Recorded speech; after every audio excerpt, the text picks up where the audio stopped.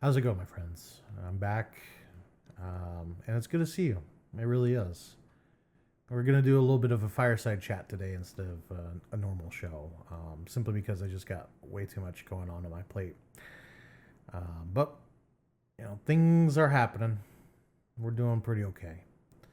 So, the last video was talking about Charlie Kirk, and I kind of hinted uh, to what else I wanted to talk about, I should say. And it was basically the disturbing trends. I haven't been following the news too much lately because I just moved and I'm finishing up my move now.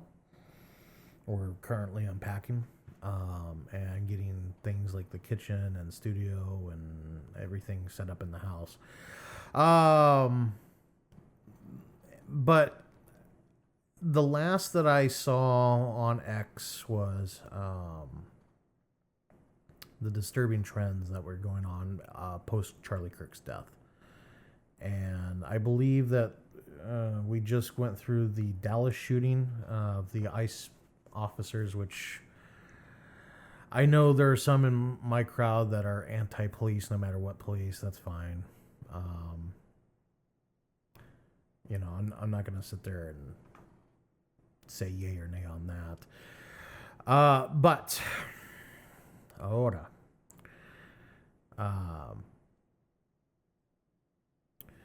what I've seen with this whole Charlie Kirk thing really has disgusted me on both sides. And this is one of the main reasons why I'm anti both sides to begin with. I don't know what you want to, the duopoly, if you want to call it that. That's what I call it, is the duopoly. Because a monopoly is illegal, but a duopoly, you get the illusion of choice, and somehow it makes you feel all warm and fuzzy. I always said that politics is just like sports, and really the only thing about sports is you're cheering for laundry. They're all wearing the same uniform behind the scenes, but out front, they're wearing their team colors, and people are cheering them on like the Super Bowl. It's interesting how we got here. But anyways, as I was saying in the previous video, I watched as the initial shock of Charlie's murder, and that's really what it was, is a murder. And the reaction you have on the right, the shock of Charlie being killed and all that good stuff. And the reaction on the left was they celebrated his murder. Initially, him getting shot, and then as the news came out that he was murdered, they celebrated that.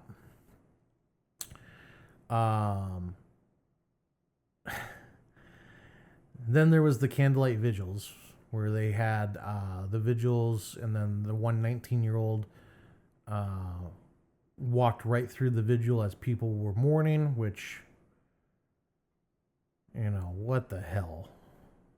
You can't even have enough respect for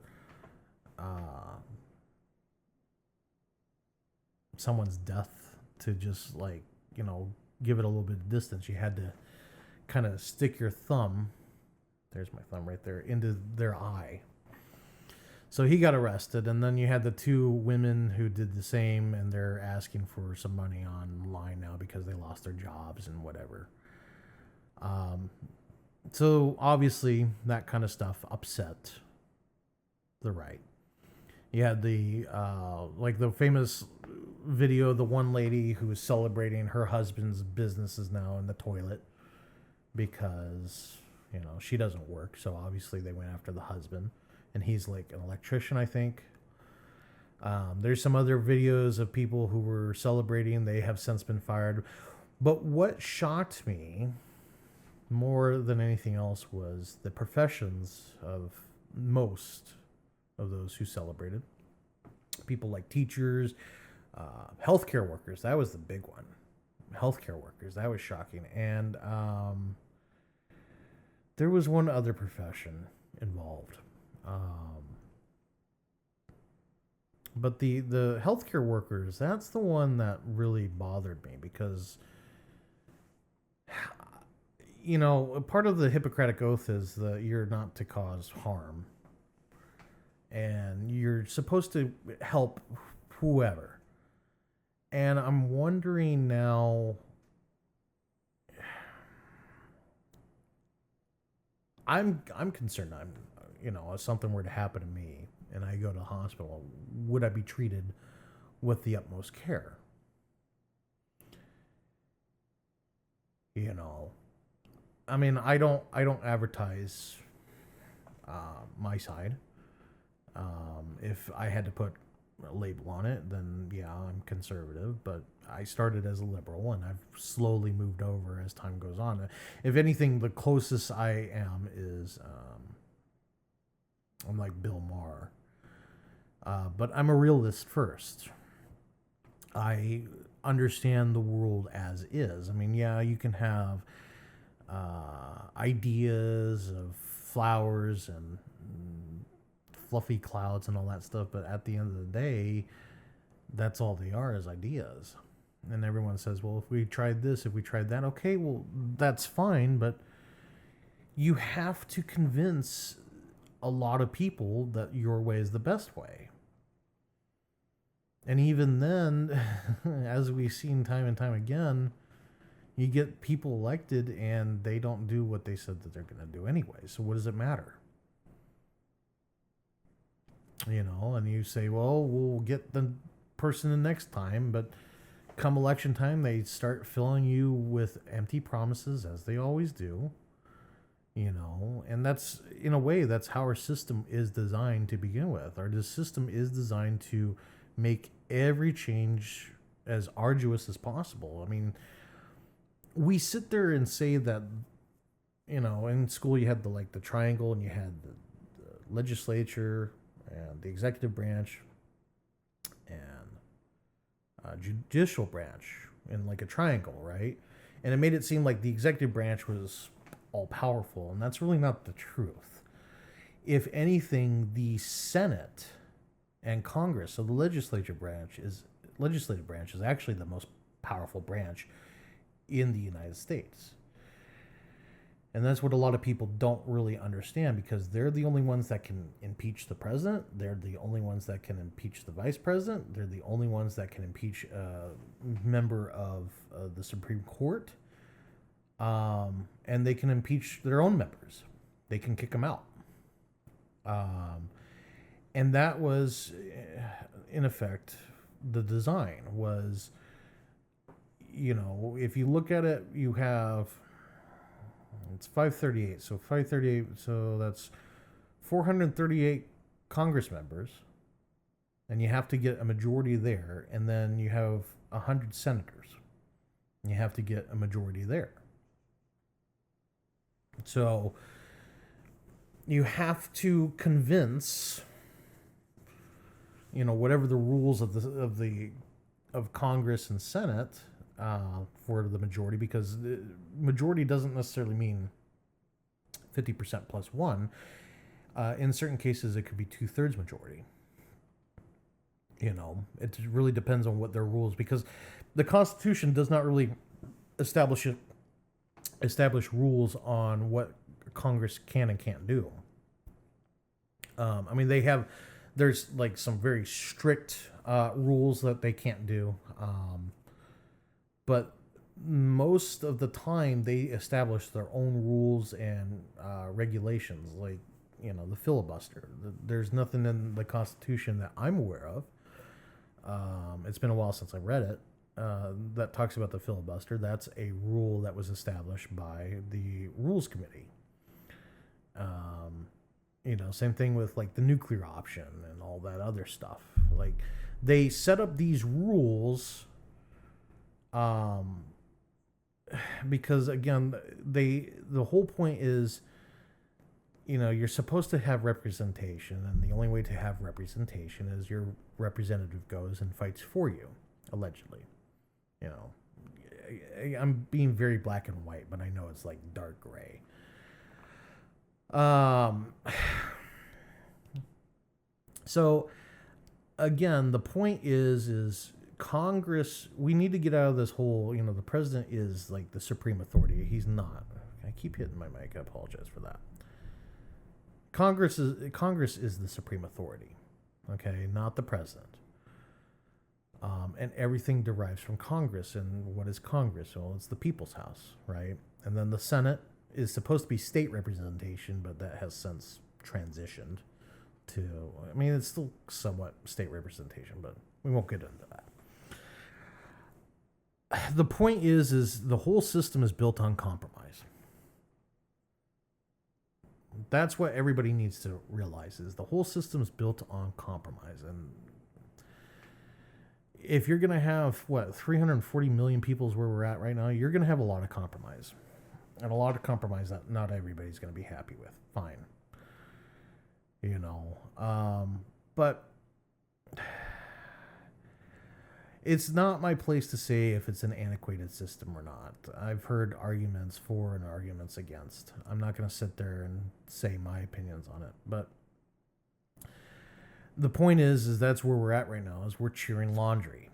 Because at the end of the day, you and I both know, we all know, that what happens out on the Senate floor is completely different than the truth.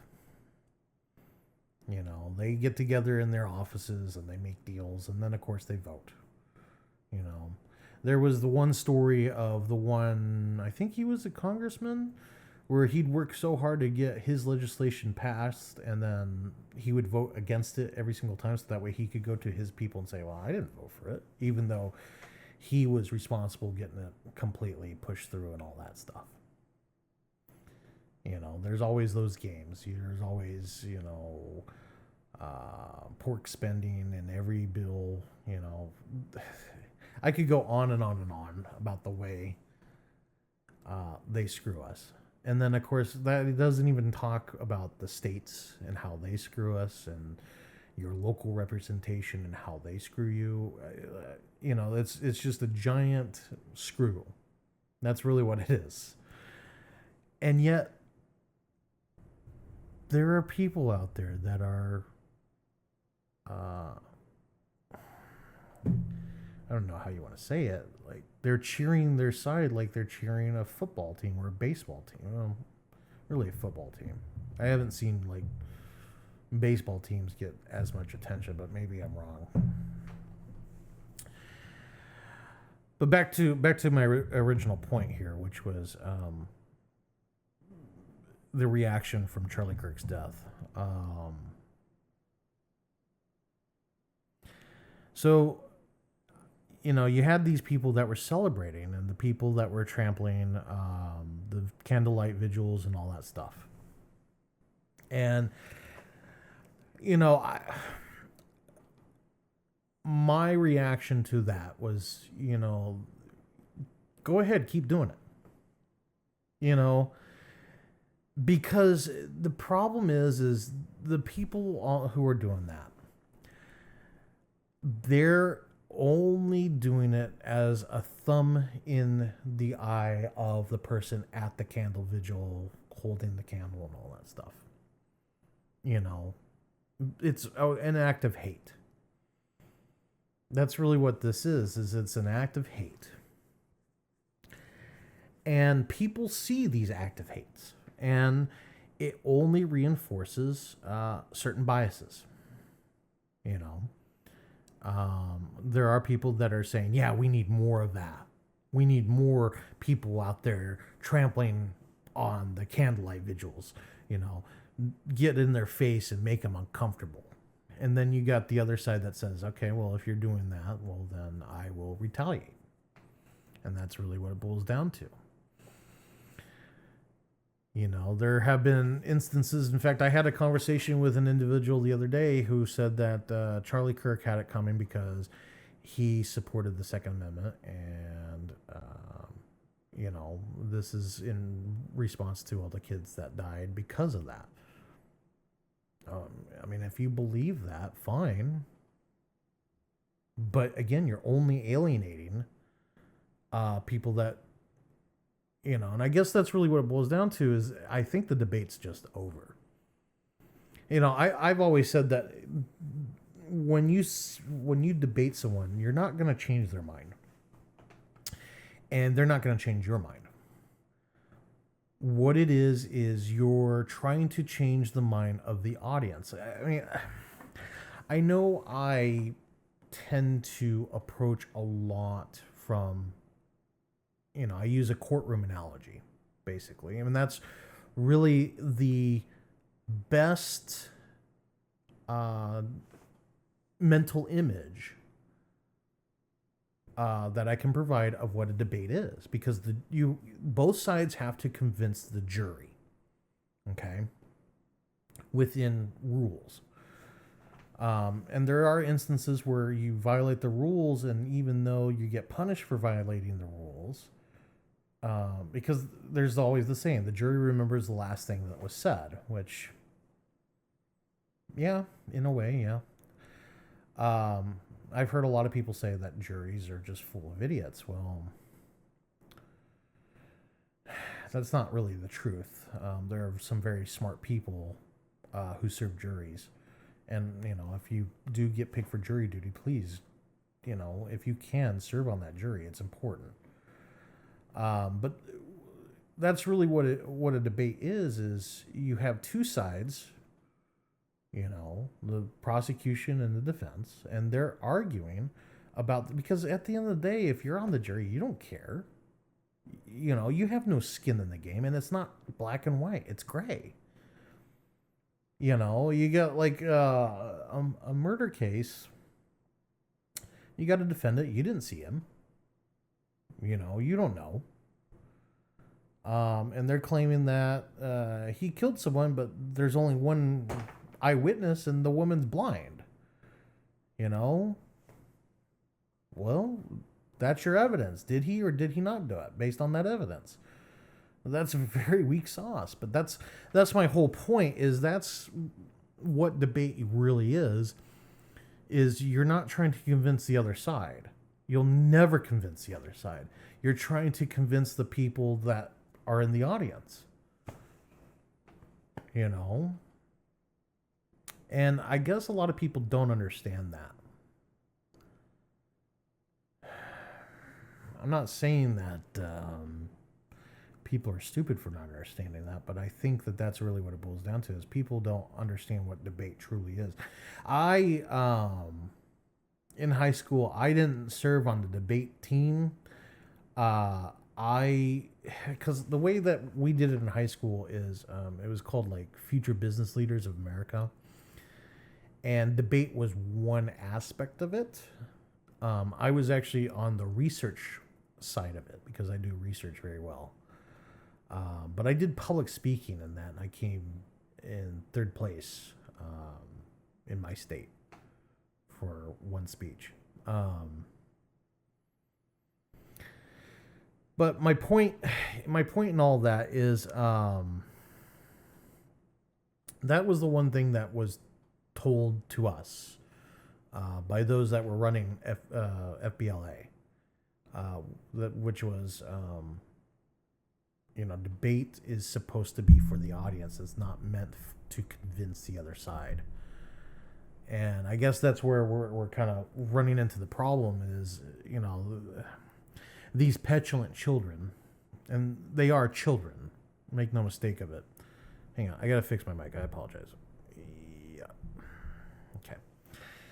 These petulant children on both sides of the aisle, they don't understand that. And I guess what it boils down to is the lack of classical education that has permeated. Classical education would have debate as part of it. You had to defend your position and all that stuff. We don't have that anymore. And it's now a lost art. A lot of people, and I'm actually kind of accusing Charlie of this as well, because he did this. Same thing with Steven Crowder and some other people. They only debate for content. just so their audience can say, yeah, you got him good. And I know I'm gonna get a lot of hate for what I'm saying, which I don't care. You want to unsubscribe, that's fine. But if down the road you change your mind, I'm always going to be here.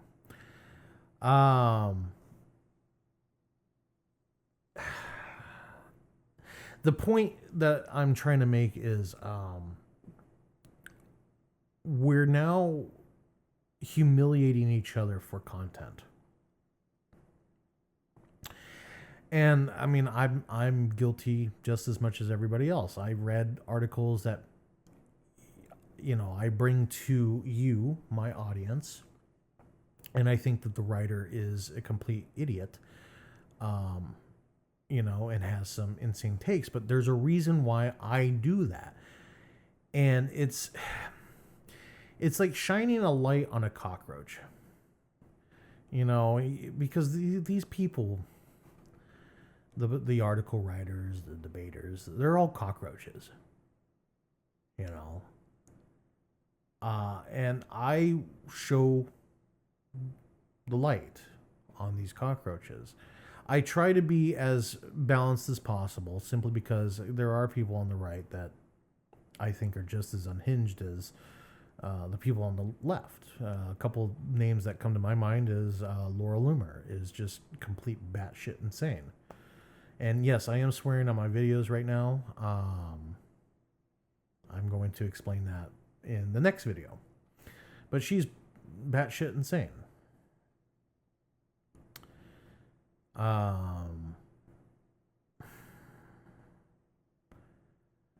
really don't like that woman. I think her takes are just out there. But, she still has the right to say what she wants to say in a public space. And, people do eat it up. Otherwise, she wouldn't have the audience. So, what do I know?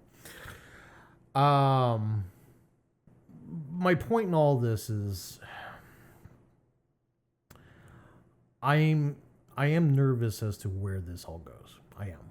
I think that there's going to be a serious reckoning soon, and I don't want to be here when all that happens. I don't know how to avoid that part, but it's going to happen whether we accept it or not.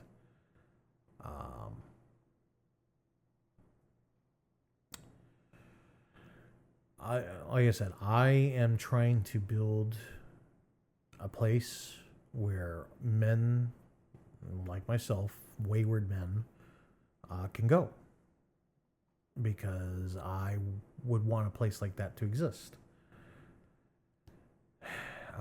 And I got quite a few people that are interested right now. We're doing pretty well. But we all see where this is going. And like I said, the whole thing with Charlie Kirk really exposed a lot to a lot of people. And I don't think it was very pretty for anybody. But maybe I'm wrong in this. Maybe we need this. I don't know. I don't know, and quite frankly, the answers that come to my mind are scary. But who knows? We'll see what the future holds. But I will say that, if my plan goes well, I'm not going to be here. I'm going to be somewhere far away watching from the distance saying, okay, have fun with that, my friends, because I don't want a part of it. I'm quickly approaching 37, and I'm just like, no, I'm good. So, anyways, I'm going to end this video here, and thank you for watching. I appreciate it, and it's good to be back. You have a great day. Bye.